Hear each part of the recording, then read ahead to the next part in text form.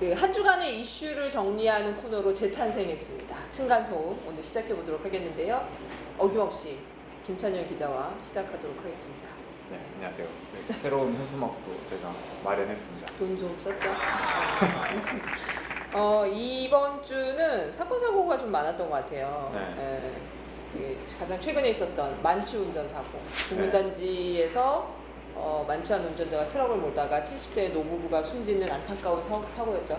네, 그 수요일 날 저녁에 발생한 건데요. 그 중문 관광단지 안에서 그쪽 관광업계 쪽에서 일을 하시는 노부부인데 일을 끝나고 이제 택시를 기다리려고 하단에 앉아 있는 상황에서 1톤 화물차가 이제 봉고 화물차가 그 4명이 앉아 있었는데 덮치면서 20대 한 명은 피했지만 3명을 그대로 치면서 그 70대 노부부가 병원으로 옮겨졌지만 숨졌고 한 분은 지금 아직도 중태인 상황입니다. 그리고 경찰이 조사를 해보니까 이분이 그 음주 만취 상태, 혈중 알코올 농도 0.185%였었고 면허도 사실은 무면허 상태였습니다. 이걸 더 들여다보니까 5년 전에 이미 또 음주운전으로 전력이 있더라고요. 취소된 상황이어서 좀 안타까운 상황이고 이제 오늘 오전에 아마 그 구속영장 실질심사가 지금 진행되고 있어서 지켜봐야 됩니다.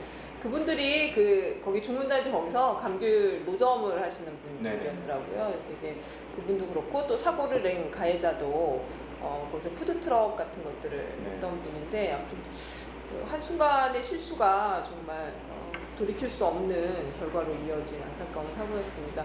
밤에 발생한 사건이기 때문에 그 당시에는 이게 그 운전자가 고의로 이분들을 친 게 아니냐 이런 얘기들이 나왔어요. 왜냐면 소문이. 그 목격자들이 그 사고 발생 전에 그 운전자가 그 중문 관광단지 안에 있는 주차장에서 뭐 행패를 부렸다 뭐 이런 얘기들도 있었고 사실 중문 관광단지에 가보면 아시겠지만 거기에 상인들이 뭐 감귤 파시는 분, 그다음 푸드트럭 하시는 분들이 있지만 종종 그런 자기네들끼리 이제 언성이 오가는 다툼이 잦았었거든요. 그러다 보니까 그런 의혹들이 나왔는데 뭐 경찰 조사에서는 사실은 그 의도적으로 한 건 아니고 그냥 음주운전으로 실수에 의한 사고로 근거 없는 이야기였던 것 같아요. 저희 취재 기자가 현장 가서 거기 주변에서 같이 일하시는 분들한테도 얘기해봤는데 좀 사실 무근이었던 것 같고 아무튼 지금 그 병상에 계신 50대 여성분 빨리 회복이 될 수 있는 좋은 소식이 있었으면 좋겠습니다. 일단 음주운전 사고가 하나가 있었고 그리고 또 이번 주 주초부터 되게 시끄러웠던 게 하나 있어요. 크레인 고공시. 월요일 새벽에 저희 사회부 기자들을 깨웠던 사실은 사건이죠. 비상에 걸렸죠. 저는 이제 팀장이어서 직접 현장 가진 않았지만 새벽 5시부터 이제 전화를 받아서 그 이소영 기자가 현장에 가 있는데 고공 농성이 진행 중이고 주민들이 항의를 하고 있다는 얘기를 해서 처음에는 상황이 어떤 상황인지 잘 짐작이 안 됐어요. 나중에 확인을 하다 보니까 크레인에다가 그 SUV 차량을 이제 묶어서 거기에 그 운전자가 탑승한 상태에서 차량째 매달려 차량째 크레인으로 10m를 올려서 그 차량에서 막 투쟁가를 튼다거나 이런 식으로 집회 시위를 했는데 문제는 이제 시간이 그 새벽 4시 반부터 했었고 그쪽이 그 주택가가 밀집되어 있는 지역이다 보니까 그 주민들이 잠을 자다가 다 깨서 나와서 항의를 하면서 집회 시위하는 사람하고 그 주민들하고 막 소동이 벌어지는 그런 상황까지 났었던 거죠. 그때가 한 새벽 4시 반?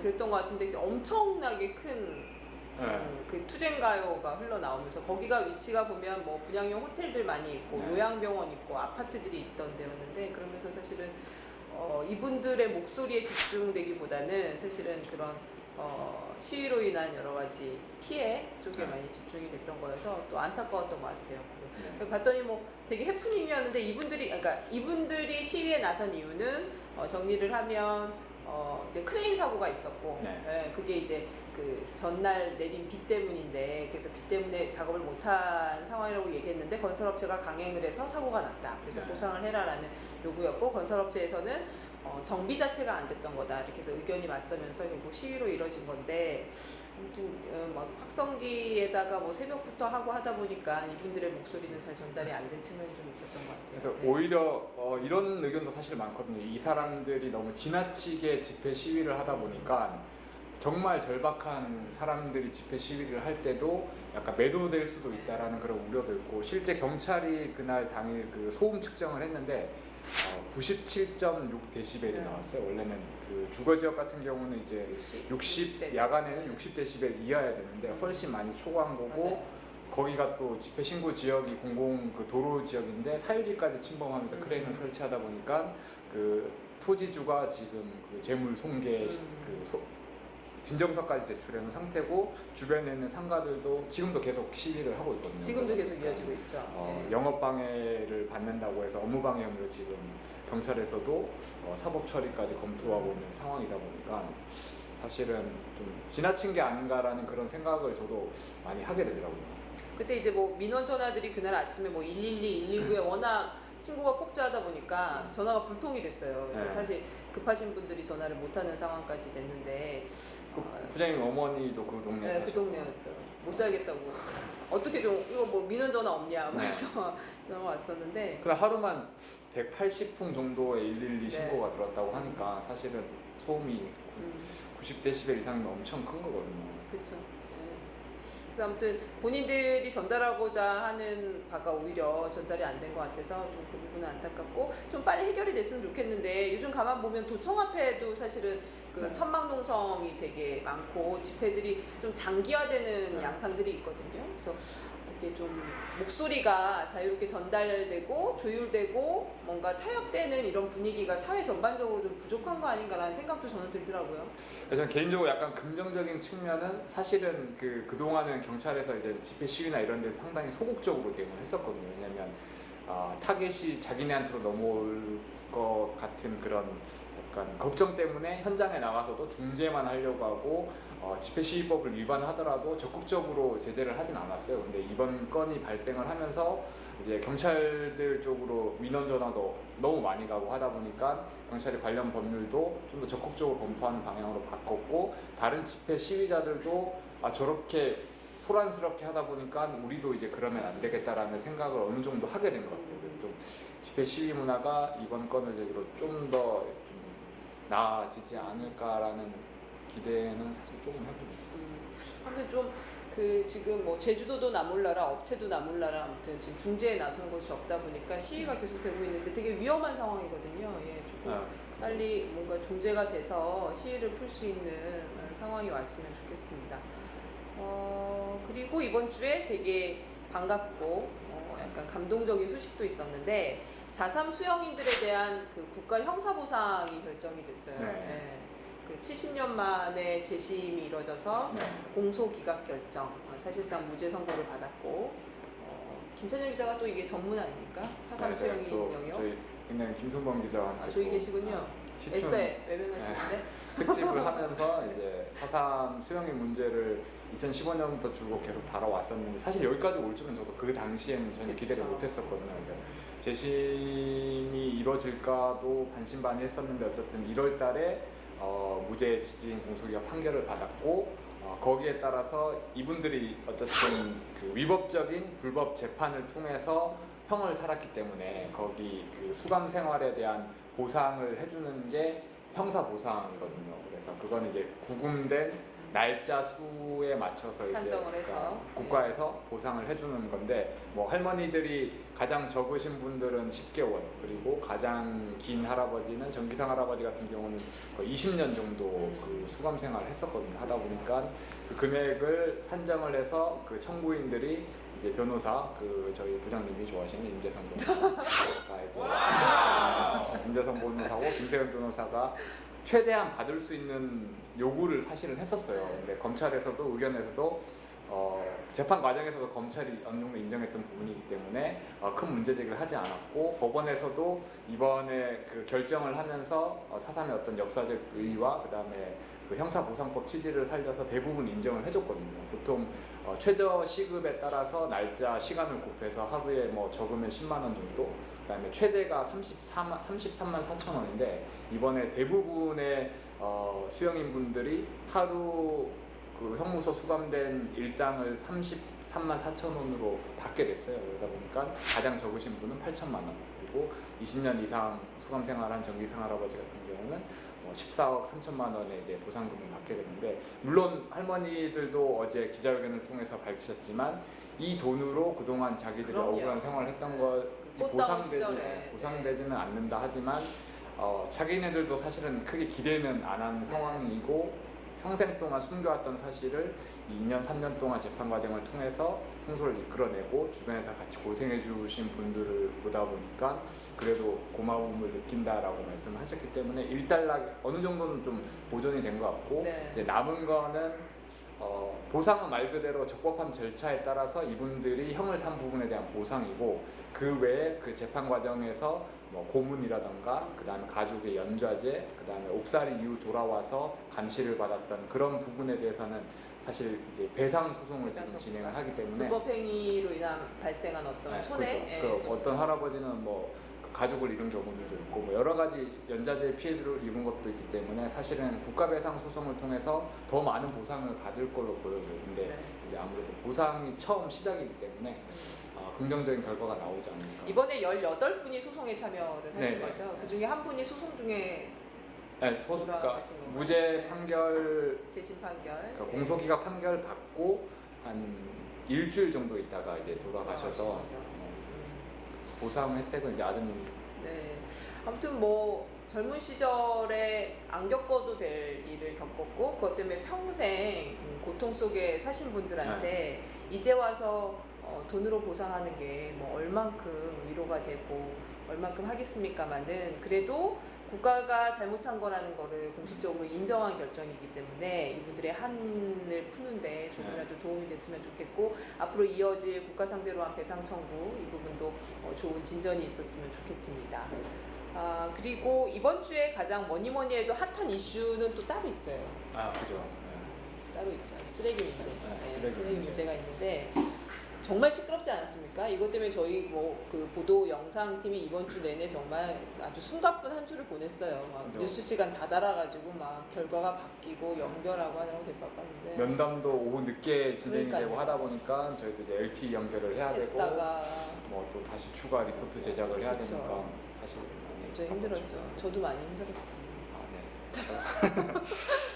인정하지 않는 것 같은데 저희끼리만 얘기하기보다는 저희도 이제 쓰레기 전문 기자가 있지 않습니까? 예. 쓰레기 기자는 아니고 쓰레기 전문 기자. 네, 전문 기자 모셔가지고 이 자리에 같이 이야기해보겠습니다.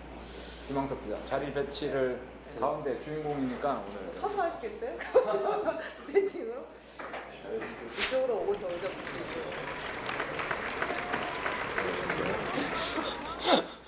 이분이 조금 그렇게 신식으로 생기진 않았지만 속사포 랩을 신식 청년 아니겠습니까? 네. 본인 PR 좀 30초 드리겠습니다. PR이요? 좀 더 가까이 붙어서. 너무 좀 부담스러운데. 지금 쓰레기 전문 기자로 소개가 됐는데 제가 뭐 쓰레기 취재만 하는 건 아니고 다양한 분야의 취재를 하다 보니까 쓰레기 이번 주는 맡아서 좀 일주일 동안 집중 취재라고 해야 될까, 하여튼 열심히 취재를 했습니다. 취재를 하면서 참 제주도 쓰레기 정책이 한심하다. 쓰레기다. 개판이고 정말 쓰레기다. 쓰레기다. 주민들이 이렇게 분노할 수밖에 없는 이유가 있구나, 그런 점들을 좀 많이 느꼈고, 그 주민들도 이제 행정이 계속 거짓말을 하니까 더 화가 나고 강경하게 대응을 하게 되는 것 같아요, 점점. 예. 그래서 앞으로는 좀 더 잘 해결됐으면 좋겠는데 일단 자세하게 조금씩 얘기를 해보는 거. 우선은 뭐 저희가 월요일 아침부터 사실 반입이 중단이 됐잖아요. 네네. 그렇죠. 과정을 좀 얘기를 해줬으면 좋겠어요. 그러니까 과정은 짧게? 이제 그 8월 11일에 이제 제주시에서 봉계동 주민들한테 공문을 하나 보냈어요. 공문이 어떤 내용이냐면 지금 음식물 처리 시설 연장을 할 수밖에 없는 상황이다. 그래서 연장을 좀 요구하는 그런 공식 문서를 보냈는데, 지난해 8월 이제 제주도와 제주시 봉계동 주민들이 맺은 협약에는 오는 이제 2021년 10월까지 그 음식물 처리 시설을 사용하기로 돼 있었는데 그 예산 확보가 늦어지면서 연기가 된 거예요. 나도 좀 봐줄래? 네. 연기가 돼서 이제 제주도에서는 아무리 빨라도 2023년 상반기 돼야지 이제 운영을 할 수 있다. 색달동에 지금 광역 음식물 처리 시설을 이제 추진하고 있는데, 그래서 좀 1년 반 이상 지금 봉계동 시설을 더 연장해야 된다. 주민들에게 요구를 한 거예요. 공문을 받은 주민들은 이게 무슨 소리냐. 우리는 분명히 협약을 맺었고 제주도가 협약상을 지키지 않으면 음식물 이제 쓰레기와 재활용품, 뭐 대형 폐기물의 다 막겠다. 반입을 이제 다음 이제 10 이번 주 월요일부터 막겠다 선언을 한 거예요. 그 공문을 받은 다음에. 그래서 19일 날. 예, 그 19일부터 이제 막기로 해서 19일 날 실제로 이제 주민들이 막아선 거예요. 이제 새벽부터 쓰레기 반입을. 그리고 제가 너무 말이 길어 또 그러니까 음식물 네, 쓰레기 하나씩 반입 하나씩. 차량을 막은 거죠. 막은 거죠. 네. 저는 이제 궁금한 게 그러면은 지금 음식물 쓰레기 반입을 그쪽에서 막아버리면 네. 중간에 어쨌든 협의에 대해서 임시적으로 허용을 하고 또 다시 도지사 면담하고 됐지만 만약에 주민들이 진짜 막아버리면 어떤 사태가 발생을 하게 되는 거예요? 그날 일단, 당장 오후에 잠깐 그런 차질이 네네. 빚어지긴 했죠. 예. 일단 제주 시내 같은 경우는 음식물 쓰레기 수거창이 한 20대 정도 있어요. 20대 정도인데 그 차들이 한 번에 다 수거를 못하고 한 2번 정도 걸쳐서 오전에 다 수거를 하는 상황인데 일단 새벽에 한 차례 수거를 한 차량들이 들어왔는데 주민들이 막아버린 거예요. 그래서 20대가 못 들어가고 줄이 쫙 서 있었는데 이제 절반은 수거가 안 된 거잖아요. 그래서 대부분 그건 이 음식점 한 4천여 곳대인데 그 큰 음식점에는 이제 자체 음식물 처리 뭐 시설이 있지만 작은 감량 음식점은 시설. 없기 때문에 그런 소규모 음식점 4천여 곳에서 음식물 쓰레기 수거가 안 된 거예요. 그 음식점 주인들이 이거 오늘까지는 어떻게든 버티겠지만 하루만 더 지나면 이거는 바로 넘쳐버린다. 네. 저도 네. 지인이 레스토랑을 하거든요. 그래서 네. 그날 저기 쓰레기 수거를 안 해. 수거가 안 돼가지고 매장에서 막 난리가 네네. 났다고 그럼 연락. 진짜 실제로 중간에 뭐 임시적으로 허용을 했기 때문에 해결이 됐긴 했지만 이틀 3일 정도 그냥 계속 막았으면 지금쯤 막았으면 지금쯤 거의 식당만이 아니라 네. 각 가정에서도 음식물 쓰레기 배출이 안 되는 상황이 됐겠죠. 클린센터 그 클린하우스에 음식물 그 배출함이 가득 차면 더 이상 배출할 곳이 네. 없었기 때문에 난리가 났었을 겁니다. 예. 가정에서도 쌓이고 이제 뭐 영업장에서도 이 음식물 여름에 쓰레기가 특히.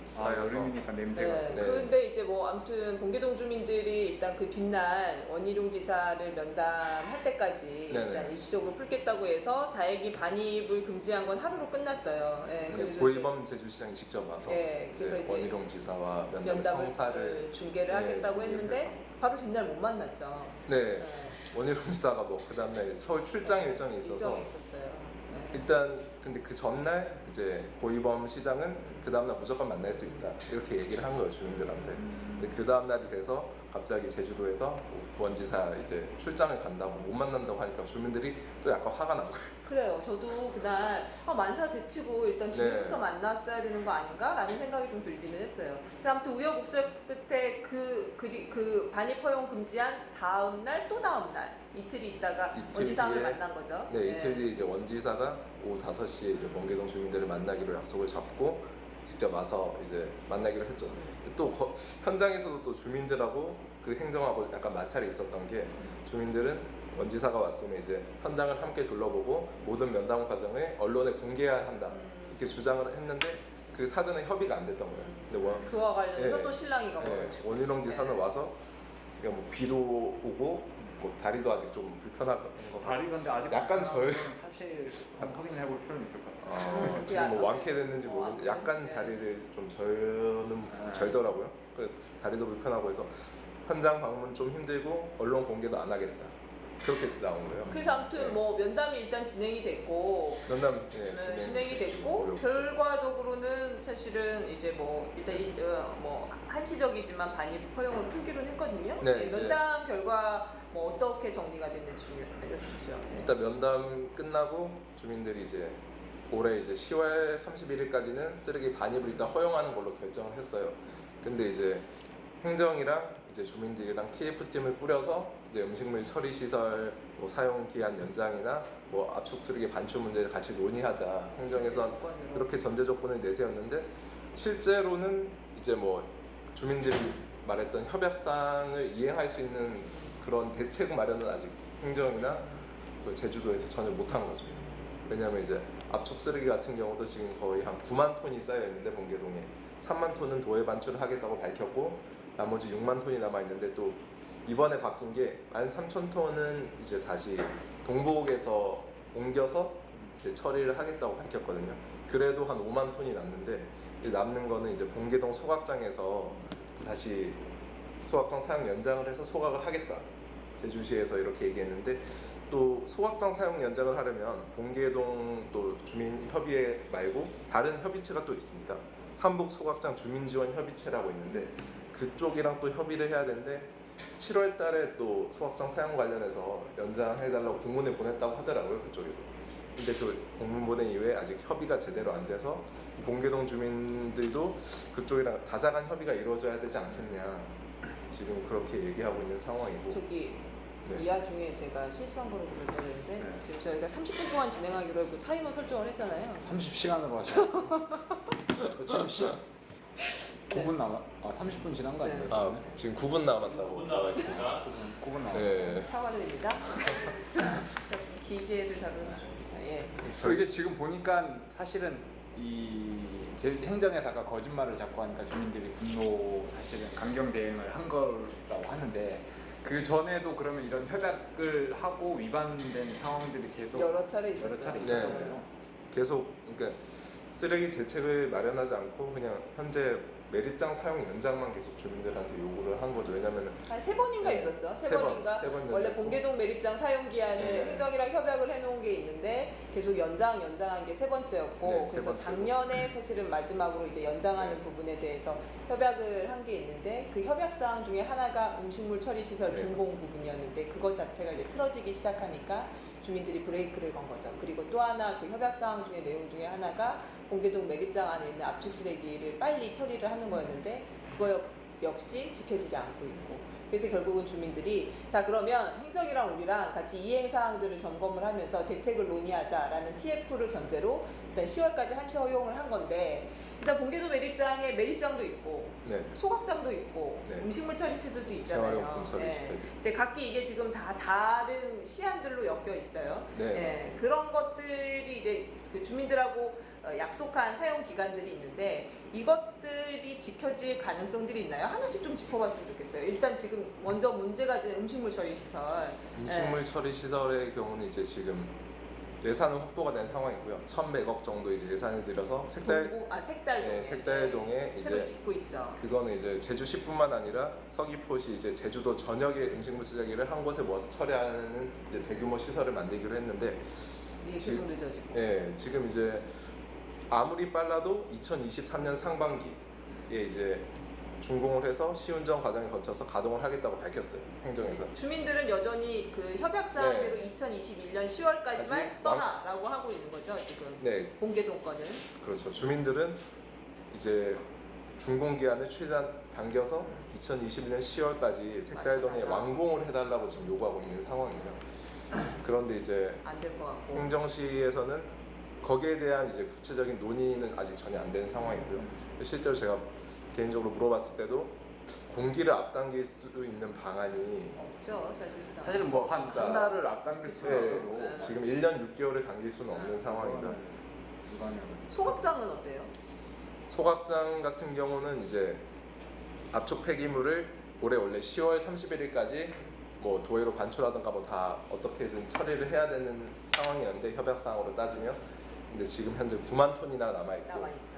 이제 도해 반출을 하겠다고 밝힌 물량을 빼더라도 거의 5만 톤, 6만 톤이 남아 있어서 그걸 이제 처리하려면 제주시에서는 또 이제 이 북부 소각장을 연장해서 사용할 수밖에 없다. 동복이 가동되더라도. 동복에 새로 짓는 소각장이 가동되더라도 기존의 봉계동에 쌓여있는 쓰레기는 여기서 처리해라. 네. 이게 사실은 그 제주도 처리하겠다가 제주도의 계획이고 공식 입장인 거죠. 주민들은 봉계동 매립장 네. 사용 기간 끝나면 쓰레기도 같이 네. 처리해라 이건데 이게 충돌하는 거죠 사실은. 네. 그럼 소각장 부분도 사실은 해결이 안 된 거네요. 그렇죠? 그렇죠. 왜냐하면 10월 31일까지 쓰레기가 다 빠져나가야 거기 이제 복토가 진행될 수 있기 때문에 그 주민들이 요구하는 게 그건데 행정에서는 일단은 한 3년 정도 더 쓰면서 할 수밖에 없다고 약간 읍소하는 또 주민들에게 계속 주민설득 외에는 답이 없고.